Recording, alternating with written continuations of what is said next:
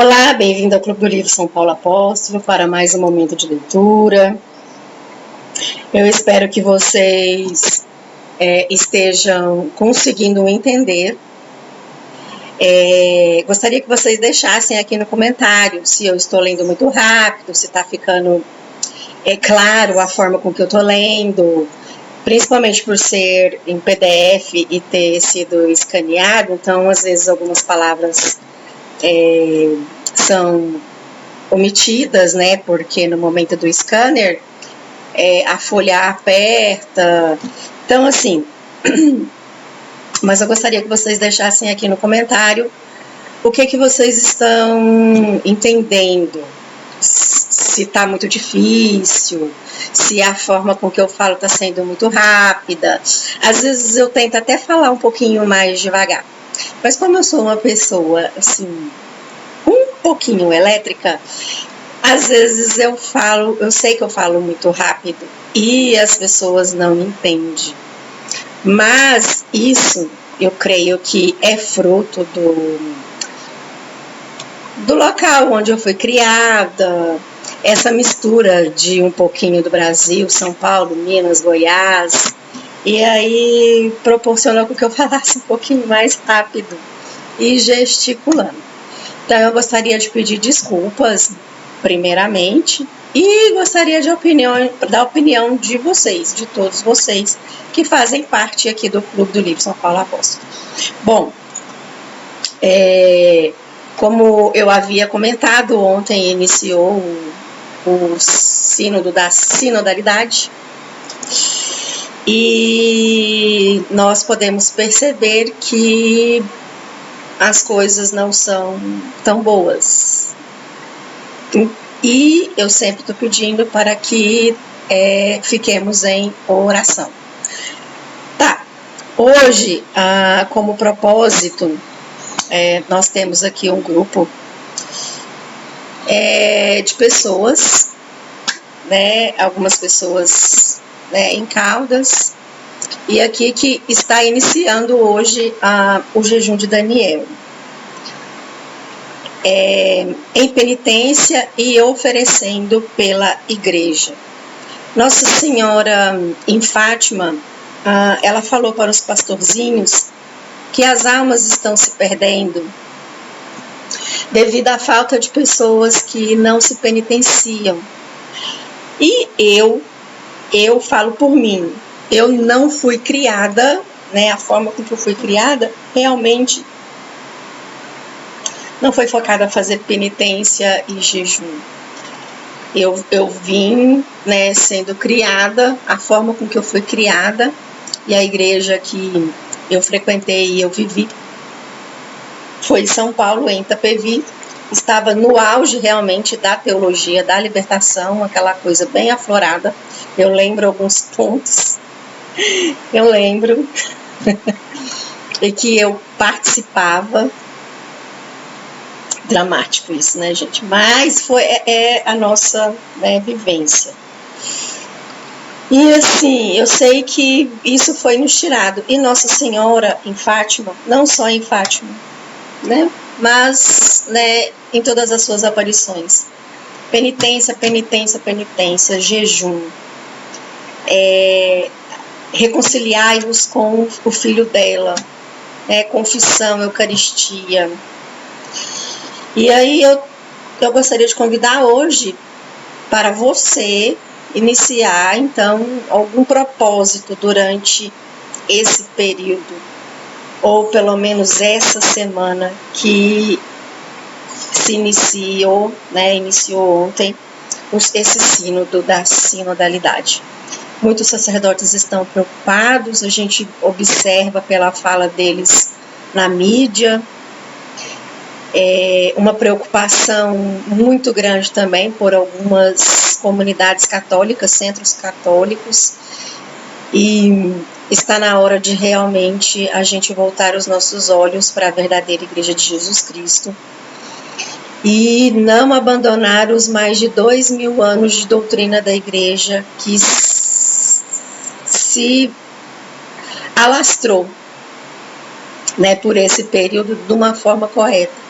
E que nos últimos 60 anos foi sendo totalmente desconstruída. Eu sempre falo que as ideologias da esquerda, a principal intenção dela é a desconstrução do si. Né? O feminismo, a desconstrução da mulher enquanto mulher da Bíblia. Desconstruiu totalmente a mulher perante a família. O homem, a desconstrução do homem. Através dessas ideologias, né, das letrinhas lá a mais. E agora eles partiram para a criança, para as crianças, para as nossas crianças, né, as nossas famílias, desconstruir as crianças. E acabou que eles entraram dentro da igreja e começou a desconstruir a doutrina da Igreja Católica. Ah, não é bem assim, não é bem dessa forma, não. Jesus é misericórdia, ele vai aceitar da forma... Eu também pensei assim, que Jesus ele me aceitaria do jeito que eu sou. É triste isso, meu Deus. Não é isso nós vemos constantemente padres e bispos pregando isso daí. Então, assim, é realmente desconstruir a imagem e semelhança de Deus, que foi assim que Deus nos criou, tá lá em Gênesis, né? Deus construiu o homem à imagem e semelhança dele. Então, eles começaram a, né, o inimigo, o demônio, o encardido, ele não aceita isso. Então, ele quis justamente, né, modificar. E ele conseguiu. Eu falo que ele conseguiu. Teve êxito. Agora, teve êxito para aqueles que realmente não professam a fé. Que perderam, que apostataram, ou que estão em outras denominações religiosas, ou que fazem parte desse mundinho deles aí do eu posso, eu quero, eu sou tudo, eu consigo, sem, né, se ligar a Deus. Então hoje nós vamos ler o 5º capítulo do livro Infiltrados, a trama para destruir a Igreja Católica a partir de dentro. Eu ia falar desconstruir, mas é porque é isso que eles fizeram, né? Desconstruir a doutrina. Eles desconstruíram a doutrina. E aí nós vamos invocar a Santíssima Trindade, pedir à Virgem Maria para que a gente consiga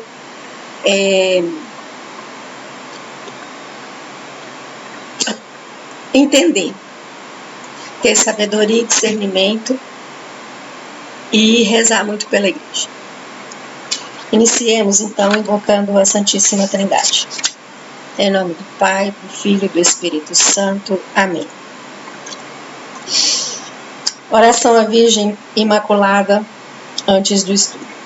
Debaixo do vosso patrocínio, ó Mãe diletíssima, e invocando o mistério da vossa Imaculada Conceição, quero prosseguir os meus estudos e trabalhos literários e protesto fazê-lo principalmente a fim de servir melhor para propagar a honra divina e o vosso culto.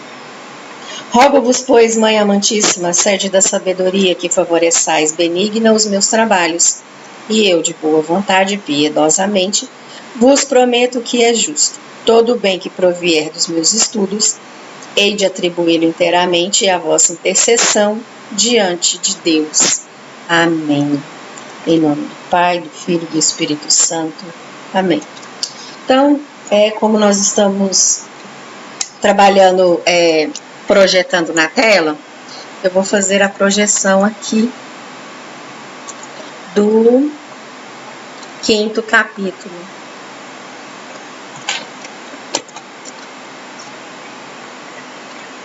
Capítulo 5, o Papa Leão XIII vê demônios reunirem-se em Roma. Deixa eu ampliar aqui. Opa. Vamos lá. Não sei se vocês estão conseguindo ver, né? Tá projetado direitinho. Bom, Ainda em 1859, o Papa Pio IX decretou que uma série de orações fosse recitada após a cada missa baixa. Padres e leigos deveriam se ajoelhar e rezar as Ave-Marias 3 vezes, em seguida pela Salve Regina, e então uma oração pela Igreja.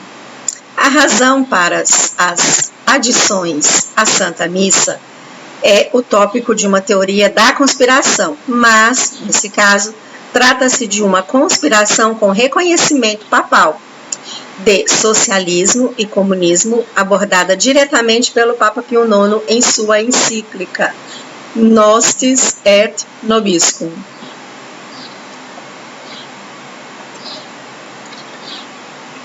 Mas se os fiéis desprezam tanto os avisos paternos de seus pastores quanto os comandos da lei cristã, lembrados aqui, e se eles deixam a si mesmos serem enganados pelos atuais promotores de tramas, decidindo colaborar com eles em suas teorias pervertidas de socialismo e comunismo, que eles saibam e sinceramente considerem o que estão trazendo sobre si mesmos.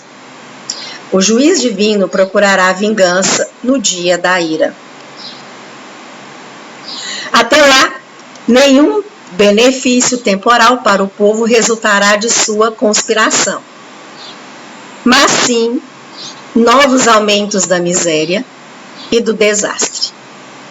Pois o homem não tem poder para estabelecer novas sociedades e uniões as quais são opostas à natureza da humanidade.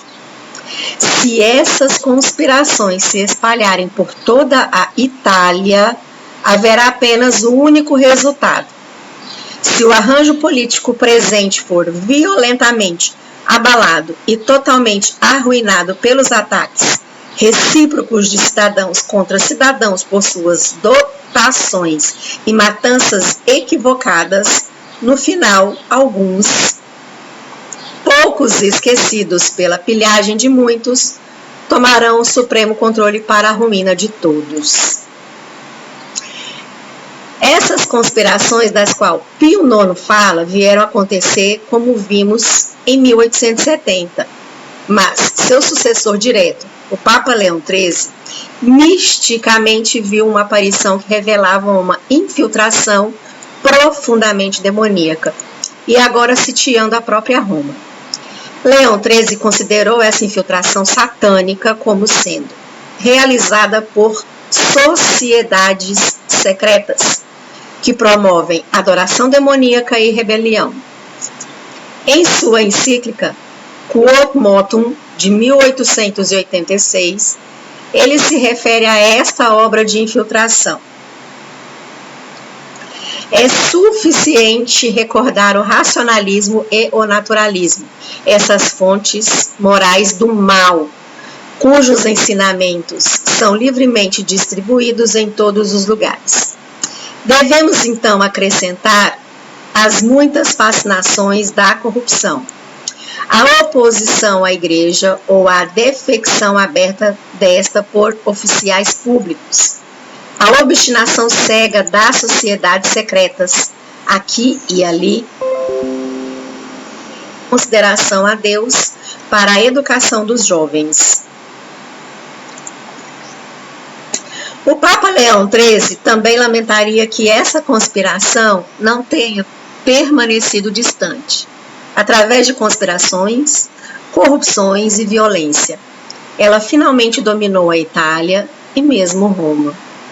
Diante dessa nova infestação demoníaca, Leão XIII acrescentou, em 1886, à missa baixa, uma recentemente composta oração a São Miguel, implorando ao arcanjo ajuda na batalha contra o diabo.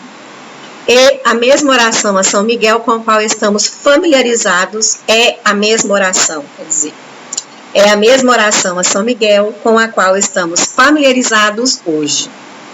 São Miguel Arcanjo, defenda-nos na batalha. Seja a nossa proteção contra as maldades e armadilhas do diabo. Que Deus o repreenda, nós humildemente oramos, e que vós, ó príncipe das hostes celestiais, pelo poder de Deus, lanceis ao inferno Satanás e todos os espíritos malignos, os quais rondam pelo mundo à procura da ruína das almas. Amém. As orações após a missa baixa, organizada por seu predecessor Papa Pio IX, eram essencialmente marianas em seu escopo. Quando então o Papa Leão XIII se sentiu compelido a adicionar essa oração apocalíptica a São Miguel contra Satanás e todos os espíritos malignos, os quais rondam pelo mundo à procura das ruínas das almas. Em 1931, Monsenhor Carvol contou a seguinte lenda sobre a origem desta oração.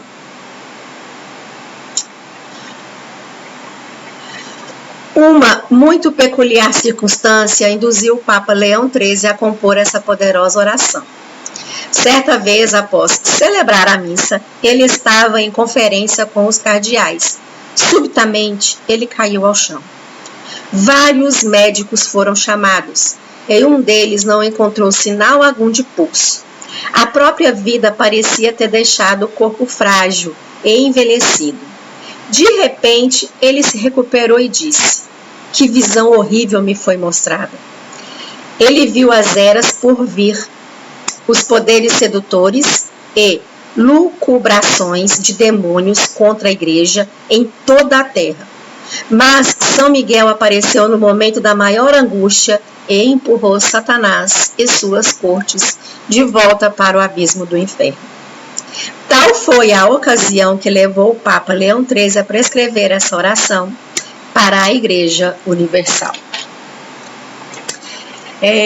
Ontem teve a missa de sempre aqui, né? E as 3 Ave-Marias e a Salve Regina ainda são rezadas até hoje no final delas. Eu tenho aqui, né, no final do livro Adoremos, aqui tem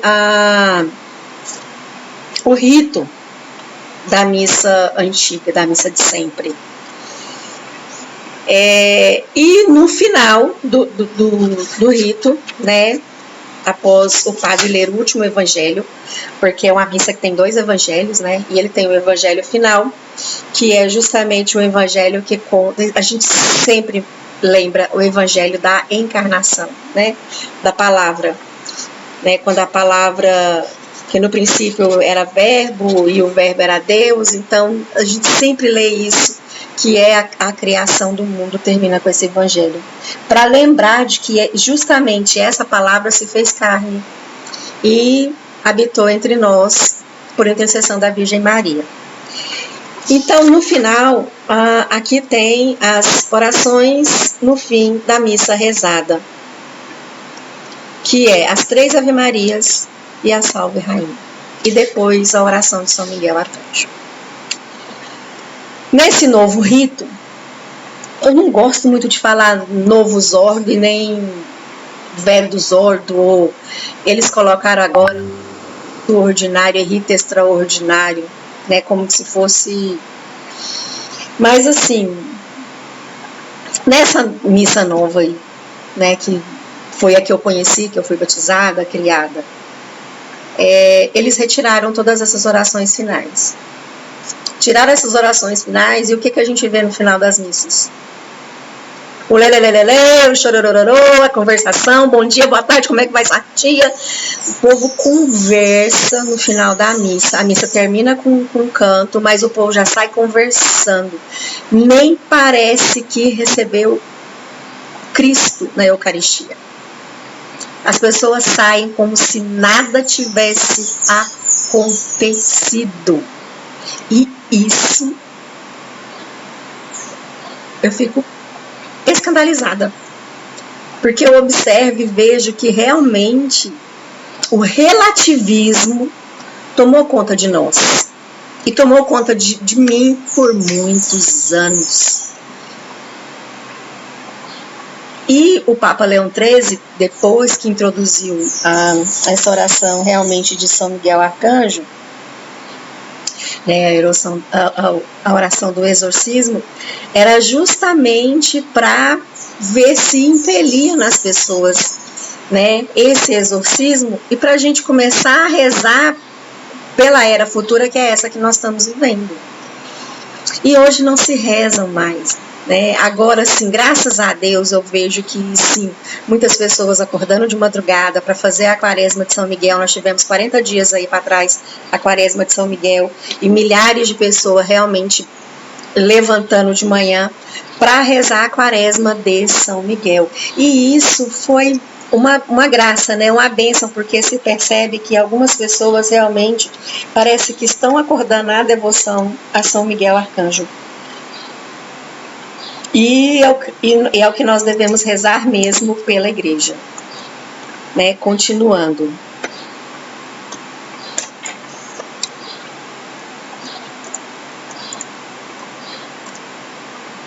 Os críticos destacam que o relato de Monsenhor Vogel, em 1931, dista 45 anos da composição por Leão XIII da oração a São Miguel e de sua inclusão nas Santas Missas Baixas em 1886. O fato de que o Papa Leão XIII adicionou uma específica oração a São Miguel para a nossa proteção, como eu falei anteriormente, para a nossa proteção contra as maldades e armadilhas do diabo, não precisa exigir uma aparição mística ao Santo Padre. Então é aquilo que eu falei, quando ele introduziu foi justamente para isso, para que na época, né, os fiéis rezassem, né, pedindo proteção e proteção para os novos da era que há de vir. Como eu falei, hoje termina a missa, né, essa missa, né, que é celebrada hoje, a missa nova, né, desse novo exórdio, as pessoas saem da igreja como se nada tivesse acontecido, como se não tivesse visto nada, como se não tivesse recebido nada. Aí o demônio faz a festa, né? Ele faz a festa na vida das famílias, a festa na vida das pessoas, porque se relativizou a participação das pessoas realmente até na Santa Missa, né? O significado da Santa Missa realmente foi totalmente distorcido. E olha que o nosso pároco, ele sempre ele está lembrando, né, que a Santa Missa é o sacrifício de nosso Senhor Jesus Cristo, né? É o corpo entregue e sangue derramado. Mas as pessoas realmente entendem isso? Querem entender isso? Mas por quê? Porque não rezam mais, né? Não veste da armadura, né, do cristão. Continuando. Entretanto, um certo cardeal Giovanni Battista Nasali Roca, de Corneliano, de 1872 a 1952, testemunhou ter repetidamente ouvido precisamente a mesma história do secretário pessoal do Papa Leão XIII, Monsenhor Rinaldo Angeli, que faleceu em 1914. Os quais rondam pelo mundo têm uma explicação histórica, a qual tem sido compartilhada numerosas vezes pelo mais fidedigno secretário do Santo Padre, que lhe foi muito próximo durante a maior parte do seu pontificado, Monsenhor Rinaldo Angeli. O Papa Leão XIII verdadeiramente teve uma visão de espíritos demoníacos que estavam se reunindo na cidade eterna, Roma. Dessa experiência, a qual ele compartilhou com um prelado e certamente com outro sob confidencialidade, veio a oração que ele quis que fosse recitada por toda a igreja. Essa foi a oração que ele recitou. Ouvimos-la muitas vezes na Basílica do Vaticano, como uma forte e poderosa voz que ressoou de uma maneira inesquecível no silêncio universal, sob as abóbodas do mais importante templo da cristandade.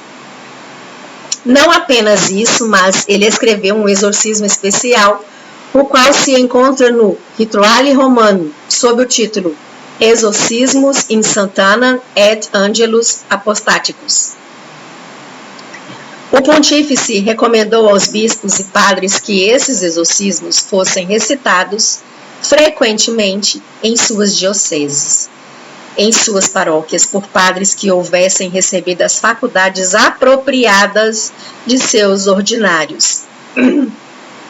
Entretanto, para dar um bom exemplo, ele mesmo recitou frequentemente durante o dia. De fato, outro prelado familiar, o pontífice, costumava nos dizer que mesmo em suas caminhadas pelos jardins do Vaticano, ele tomava no bolso um pequeno livro, desgastado pelo excessivo uso, e recitava seu exorcismo com fervente piedade e profunda devoção. O pequeno livro é ainda preservado por uma família nobre em Roma, a qual nós conhecemos bem. Esse relato, fornecido pelo secretário pessoal do Papa Leão XIII, acrescenta a explicação histórica de que o Papa teve uma visão de espíritos demoníacos que estavam se reunindo na Cidade Eterna. O secretário do Papa observa que Leão XIII não apenas adicionou a oração de São Miguel ao final da missa baixa, mas também que ele compôs uma mais extensa oração de exorcismo em 1890, a ser usada por bispos e padres por todo o mundo. Esse é o testemunho do secretário do Papa, o homem mais próximo ao coração, pensamentos e palavras do Papa Leão XIII nesses assuntos. A suposta conversa entre Deus e Satanás. A aparição demoníaca ao Papa Leão XIII foi embelezada com detalhes apócrifos pouco depois dessa época. Em 1947, o padre Domenico Peccenino recontou que o Papa Leão XIII estava assistindo a uma segunda missa após ter ele mesmo celebrado a Santa Missa. Essa versão aduz que o Papa fitou algo acima da cabeça do padre celebrante, então saiu apressadamente da capela para seu escritório privado, onde ele imediatamente compôs a oração de São Miguel. O padre Peccenino, então, acrescenta um provocante detalhe à história, relatando que o Papa Leão XIII viu o próprio Satanás durante a missa. Isto é o que aconteceu. Deus revelou Satanás ao vigário do seu divino Filho na terra, assim como ele fizera com Jó. Satanás vangloriava-se de já ter devastado a igreja em uma larga escala. De fato, esses eram tempos tumultuosos para a Itália, para muitas nações da Europa e para algumas ao redor do mundo. Os maçons dominavam e os governos esbanjavam autoritarismo. Com a audácia de um presunçoso, Satanás propôs a Deus um desafio. E se vós me desses um pouco mais de liberdade, vós poderíeis ver o que eu faria à vossa igreja. O que faríeis? Eu iria destruí-la. Oh, isso seria algo de se ver. Quanto tempo levaria a empresa? 50 ou 60 anos. Tendes mais liberdade e o tempo de que necessitais. Então veremos o que acontecerá.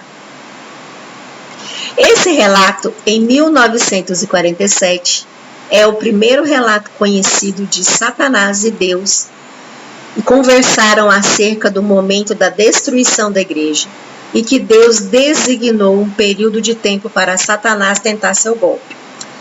Deveríamos crer nessa história?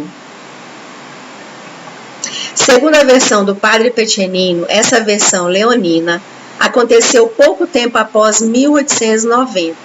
Isso não é inteiramente preciso, uma vez que a oração de São Miguel para a missa baixa foi datada em 1886. E o Exorcismo Maior de São Miguel foi publicado em 1890. Então, nós sabemos desse modo que os detalhes de Peccenino não são inteiramente confiáveis. Outro problema em seu diálogo com Satanás é que ele parece ter sido derivado de visões de Santa Anne Caterina Emmerich. que viveu de 1774 a 1824, que em seu Détaché d'accord of the Change it Hell afirma o seguinte: o próprio Deus decretou isso e eu fui igualmente avisada, se me lembro corretamente, que ele será desacorrentado por um período de 50 ou 60 anos antes do ano 2000 depois de Cristo. As datas de muitos outros acontecimentos me foram apontadas, dos quais eu não me recordo agora, mas um certo número de demônios será libertado muito antes de Lúcifer, a fim de tentar os homens e de servir de instrumentos de vingança divina.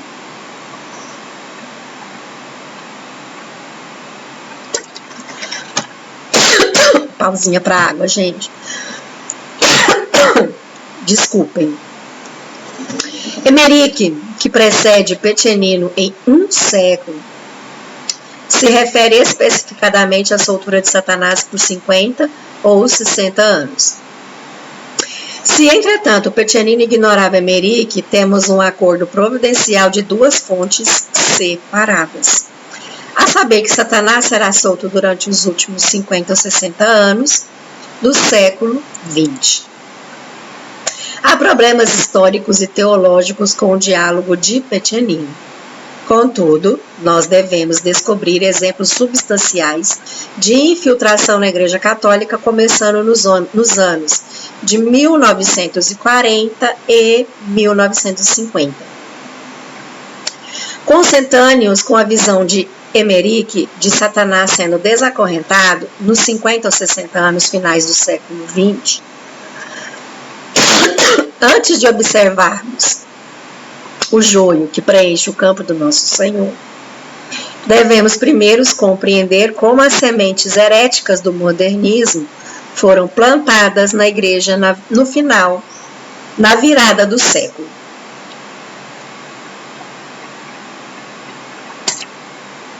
Aqui, pessoal, eu quero lembrar das visões de La Salette, né? A gente começa juntando isso daí, das visões de Ana Catarina Emeric. Nossa Senhora de La Salette, ela diz que é 100 anos, né? Lá nas visões de La Salette, ela fala que no período de 100 anos, entre 1870 e 1970, que essa ordem, né, de demônios iria ser solta, né? As visões de Ana Catarina Emeric, né, diz que no século XX são, né, nos finais do século XX, os 50, 60 anos, né, aproximadamente. Bom, então aqui nós encerramos o capítulo 5, e o próximo vai ser o capítulo 6, a infiltração das sociedades secretas e do modernismo da igreja. Aqui nós falamos das visões, né, nós temos as visões de La Salette, e justamente a questão da construção, né, da oração do exorcismo de São Miguel Arcanjo pelo Papa Leão XIII, e dessa visão, né, que ele teve realmente, né, com relação a essa ordem demoníaca, né, que iria ser solta e iria, né, justamente tomar conta, né, da grande sede, né, Roma. E aí, assim, a gente fica realmente com os olhares voltados para lá, nesse período justamente que se iniciou ontem, né, desse sínodo da sinodalidade. E que é preocupante, né, porque tudo que eles... Agora no capítulo 6, quando eu for ler, vocês vão ver de que forma que eles fizeram a infiltração, como que a maçonaria, né? E a Itália, nesse período aí que o autor comenta, né, como teve a queda dos estados papais, a Itália foi a primeira a se retirar. E nesse período, realmente, quem mandava era a maçonaria. Na realidade, é o que nós ouvimos falar, né, dos gangsters, né, daquelas famílias, me fugiu o nome agora, se alguém lembrar, coloque nos comentários aí. Mas dessas famílias poderosas. Inclusive, eu não sei para quem já assistiu realmente o filme do Poderoso Chefão. Eu assisti tem muitos anos. Para assistir esse filme, eu preciso assistir de novo, até mesmo porque nas aulas do professor Evandro Pontes, ele fala que realmente o Poderoso Chefão, ele mostra realmente, né, como que a carbonaria e a maçonaria, né, da máfia. Lembrei aqui, pessoal. Então, assim, nesse período, né, do Papa Leão XIII, a máfia comandava. Mas os chefes da máfia eram maçons. E quem fazia parte da máfia também eram maçons. Então, assim, estava muito difícil ali para ele. E como está até hoje, né? Hoje a Itália, olha a situação que ela está. Né? Todos os países em que realmente, né, tiveram sociedades secretas dominando, está em decadência. O relativismo tomou conta, a gente tem lá, entendeu, as leis que aprovam a cultura da morte, né? No caso, o aborto, a eutanásia, a liberação das drogas. Então, assim, tirou Cristo do centro, cortou o cordão umbilical, né, com Deus, e aí a gente vê os estados, esses países em decadência, né? Os estados em decadência, né? E isso aí a gente se volta justamente para a América, né, para o Oriente, né? Nós temos aí vários estados dos Estados Unidos que estão em situações críticas, a extrema linha da pobreza, o número de pessoas que usam drogas já na rua, eles não conseguem fazer nada, e é esse o resultado, né? E a igreja é a que mais tem me preocupado, independente dessas coisas externas fora relacionadas com política, que hoje eles já dominam muito bem, né? Então, como diz aqui, né? Eu quero ler o trechinho aqui, né? Efésios 6. Efésios 6, 10. Enfim, fortalecei-vos do Senhor no poder de sua força. Revesti-vos da armadura de Deus para que possais resistir às ciladas do diabo. Pois a nossa luta não é contra a sangue e a carne, mas contra os principados e potestades, os dominadores deste mundo tenebroso, os espíritos malignos espalhados pelo espaço. Por isso, protegei-vos com a armadura de Deus, a fim de que possais resistir no dia mau. E assim, empregando todos os meios, continueis firmes. Ficai, pois, de prontidão, tendo a verdade como cinturão, a justiça como couraça, e os pés calçados com zelo em anunciar a boa nova da paz. Em todas as circunstâncias, empunhai o escudo da fé, com a qual podereis apagar todas as flechas incendiadas do maligno. Meus caros, não cansemos de rezar a oração de São Miguel. Eu tenho percebido que nesses últimos anos que começamos a fazer realmente, fielmente a quaresma de São Miguel, as coisas têm acontecido assim, aceleradamente, entendeu? No 320, muito rápido. Rezemos pela igreja. E fiquemos atentos. E eu convido a você que conhece, né? Se você não tem acesso ao jejum de Daniel, pode me pedir que eu tenho ele PDF e eu coloco lá no grupo do WhatsApp, tá?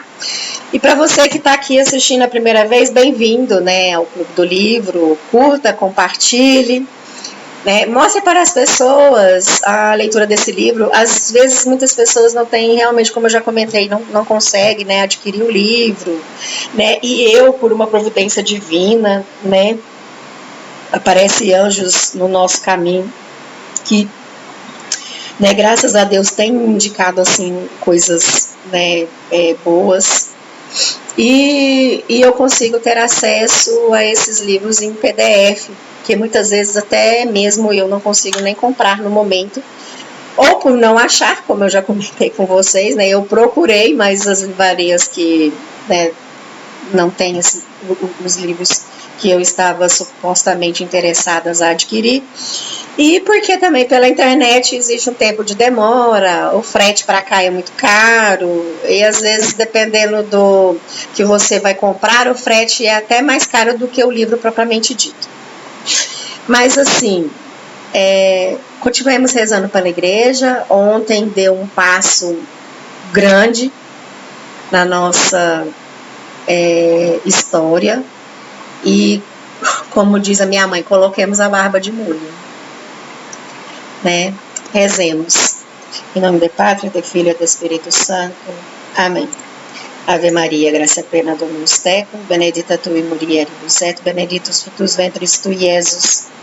Santa Maria, Mater Dei, ora pro nobis peccatoribus, nunc et nora mortis nostrae. Amém.